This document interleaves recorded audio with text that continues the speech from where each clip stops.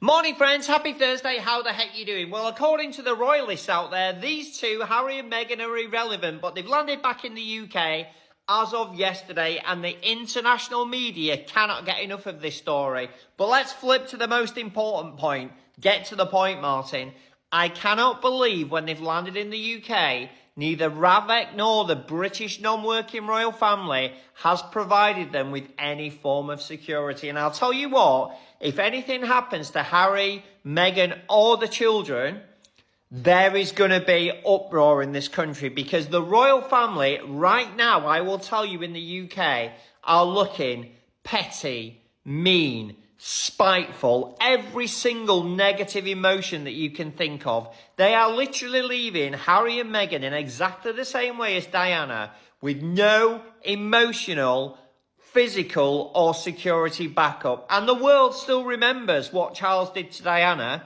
He's sowing his own seeds of despair by not protecting Harry and Meghan and the children properly. They are coming across as even more bitter than we've ever known the royal family to be in the past, and it's a shocker. Grand rising, my little cherubs, and I do hope this finds you well. Have you noticed of late, I'll say of late, but of ever, when they're talking about security for Harry and Meghan, the first thing they lead with is that taxpayers are going to have to pay for it. So they can really make you hate that idea. A bit like the whole ULEZ situation, where the whole world, well, I say the whole world, but the whole of England's lost their shit over ULEZ. But ain't your kids breathing better? Ain't certain things better for it? Always leading with the taxpayer. They know that's one surefire way to get a fire lit under your arses. Bearing in mind Harry offered to pay for his own security, but can't do that. Sets a dangerous precedent. Ravik did their little assessment, didn't they? They did, yes. That's Prime Minister.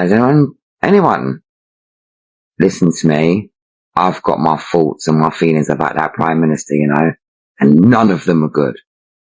None of them. But he says that their security is a private matter. Private matter.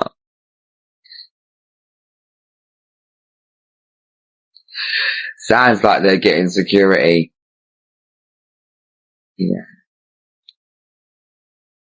See, when Harry lost that case, he lost that case based on a lot of other things that should have been done that weren't done.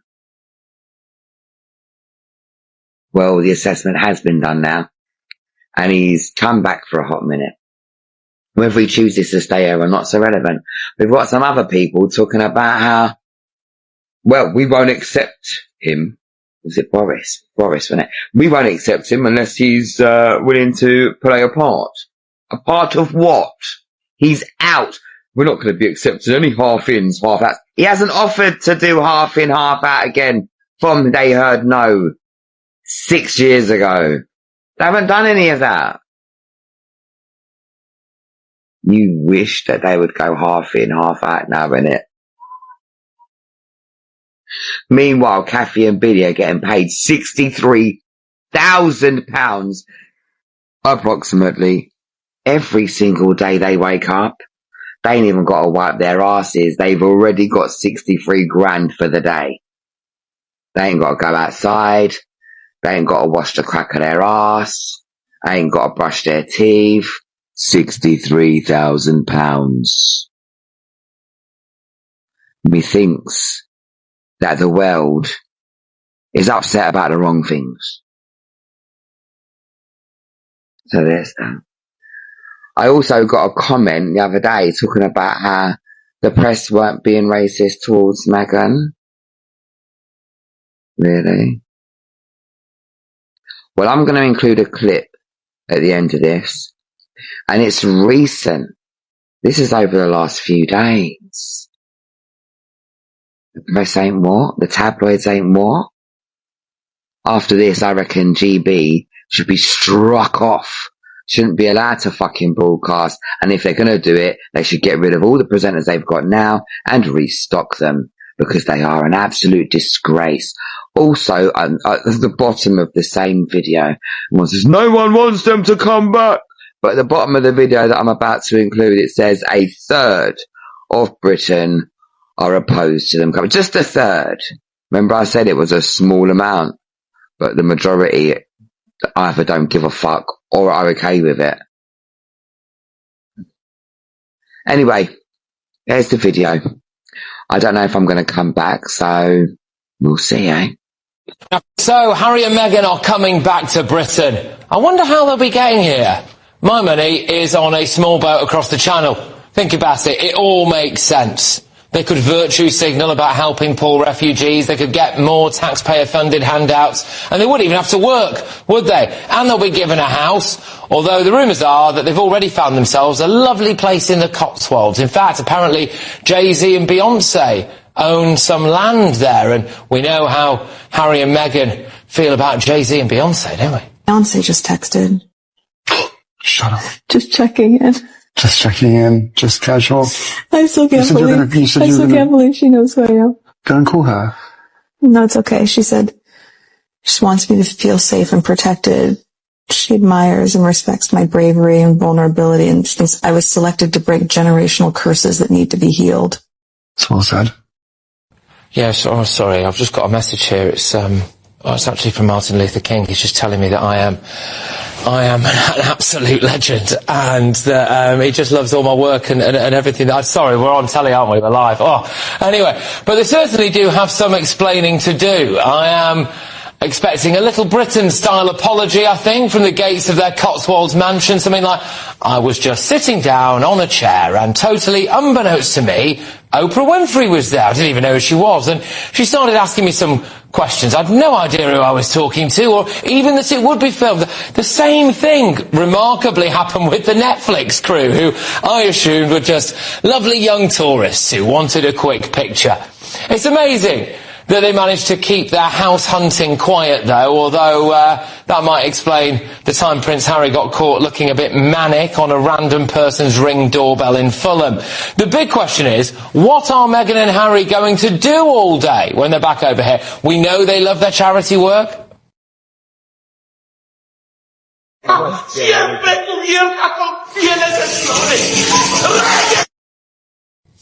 I've got an idea. Maybe they could go and do some charity work with these lovely lads in Tower Hamlets. There's no need for that. We're on the same side, bro. No, we're not. Yes, we are, bro. I think they would love to hear from Meghan Markle. Do you not? But hopefully none of the charity workers get in Meghan's way. Otherwise, she'll just have to give them the death stare again.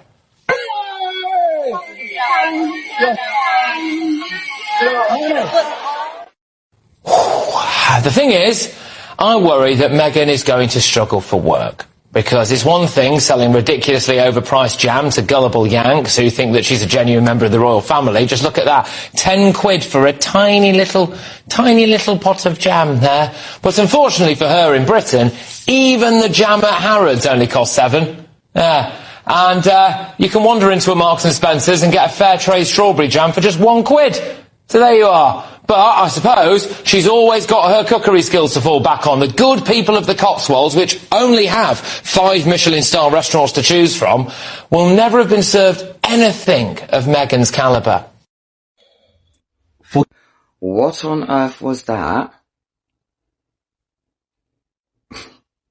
Yeah, get in the comment section. Let's talk about it. Squaddies, let's start with a question that a lot of ordinary people are probably asking right now. Harry and Meghan are back in Britain, so why are we still talking about whether they'll have proper security? Because this is where things get seriously strange. You've got Harry, Meghan, Archie and Lilibet back on British soil, and the spotlight is already blazing. The newspapers are watching, the cameras are watching, everybody suddenly wants to know where they are, what they're doing, where the children might go to school. Basically, every Tom, Dick and Harry with a camera wants a piece of the story. But when it comes to protection, suddenly it's, well, let's see. Come on now. Forget the titles, forget the palace drama, forget who said what about whom 6 years ago. We're talking about a family, a dad, a mum, 2 little children. And this is a family whose return is generating an enormous amount of public attention. So the argument shouldn't be, oh, Harry wants special treatment because he's a prince. No, the question is much simpler.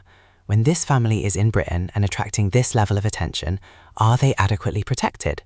That's it. Because private security can only do so much. And if the state believes there is no need for police protection, then people are naturally going to ask why. Especially when the same media ecosystem that says Harry and Meghan are irrelevant suddenly has a full-time job tracking their every move.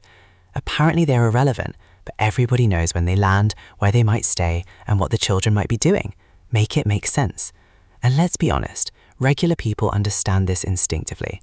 If your family is receiving an unusual amount of attention and you genuinely believe there could be a security risk, you don't sit there saying, well, hopefully everything works out. You protect your family. Harry is a father. Of course he is going to worry about his children. And after everything that happened to his mother, Diana, you can understand why security is not some little side issue for him. It is going to be deeply personal. That's why this conversation needs to move away from royal gossip and back to something very basic: safety. Nobody is asking Britain to roll out a golden carpet. Nobody is asking for sirens every time Harry gets into a car.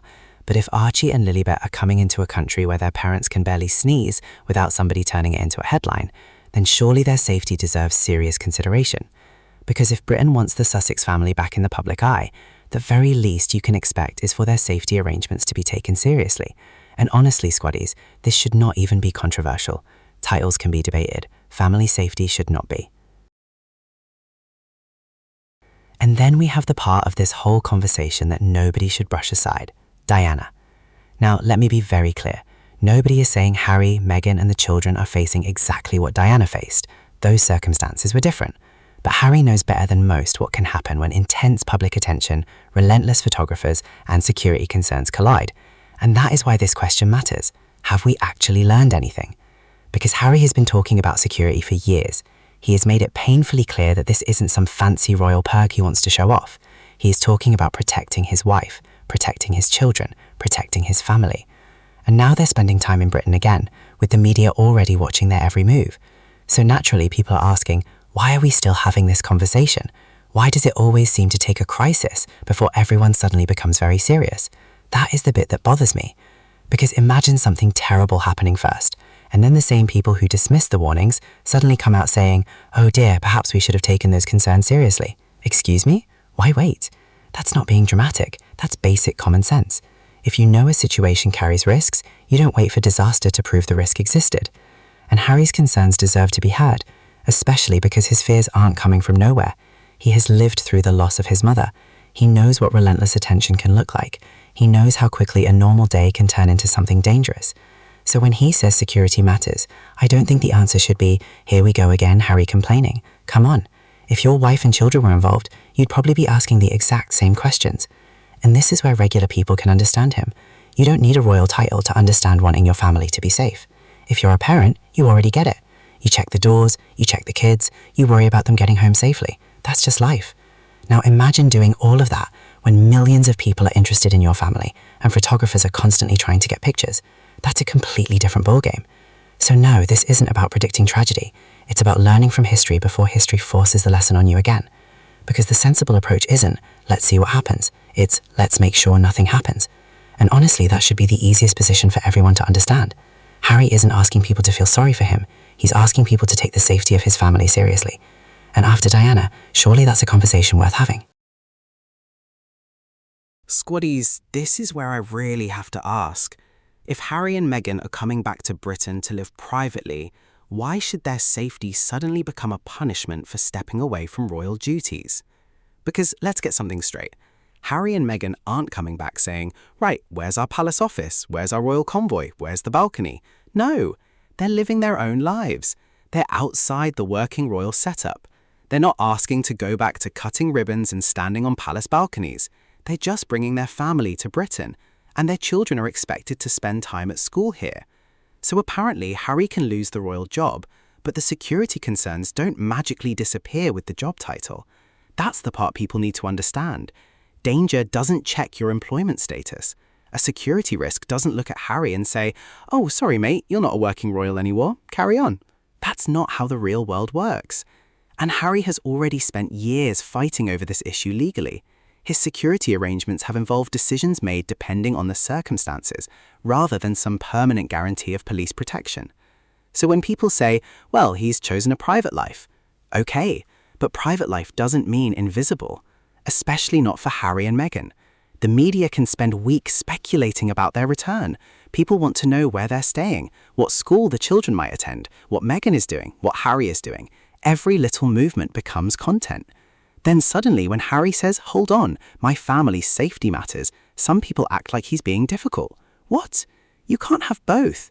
You can't turn their return into a massive media event and then pretend nobody should be concerned about the consequences.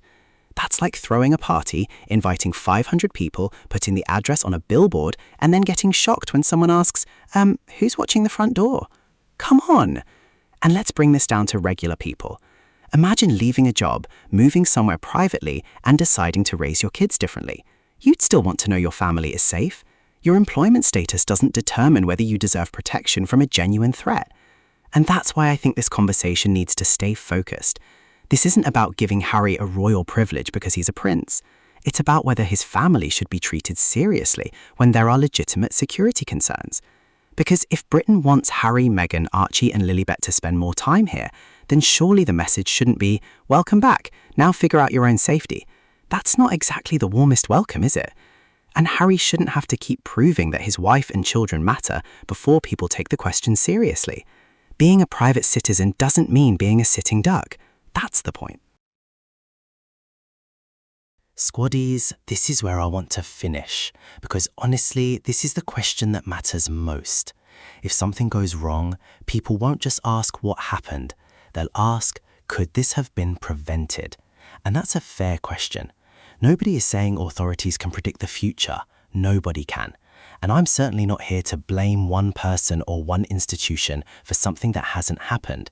But if officials already know this family attracts an extraordinary amount of attention, if they know Harry has repeatedly raised concerns about security, and if they know Archie and Lilibet are going to be spending time in Britain, then why wouldn't every sensible precaution be on the table? That's just common sense. We're talking about two children here. Archie and Lilibet didn't ask for any of this. They didn't choose to be born into a world where their parents' movements can become front-page stories. They didn't choose the cameras. They didn't choose the headlines. They just want to go to school, make friends, have normal childhood moments, and probably argue over something ridiculous like every other kid. Meanwhile, their parents are among the most recognizable people on the planet. That's the reality. So when people say, why are they making such a big deal about security? Well, because they have a family to protect. And let's be honest, if this were your family, you'd probably be asking the same questions. Imagine your children starting school in a country where everybody knows exactly who their parents are. Would you say, don't worry about it? Absolutely not. You'd be asking who is responsible for security, what the arrangements are, what happens if the situation changes, and whether the risks have actually been considered. That's what parents do. They worry, they plan, they overthink. Sometimes they even pack 17 things into a school bag when the child only needed 2. That's parenting. So this shouldn't become another royal argument about Harry versus somebody else. It shouldn't be about whether people like Meghan. It shouldn't even be about whether you think Harry deserves some special treatment. It's about prevention. If reasonable steps can reduce risk, why wouldn't you take them? Nobody is demanding a red carpet. Nobody is asking for Harry and Meghan to have a massive palace convoy following them everywhere. And nobody is saying the family needs to be treated like working royals. We're asking for something much simpler. Protect the family. Let the children go to school. Let Harry and Meghan live their lives. And most importantly, let's not wait until something terrible happens before everybody suddenly agrees that security was important. Because by then, asking could we have done more would be a heartbreaking question. Do the sensible thing before you need to ask it. That's all. And for Archie and Lilibet especially, that's surely the bare minimum any reasonable person can get behind. Thank you all for watching. I am your host, Miles. Blessed day ahead. God bless you all, and thanks for spending time with me. Catch you all in the next video. Goodbye.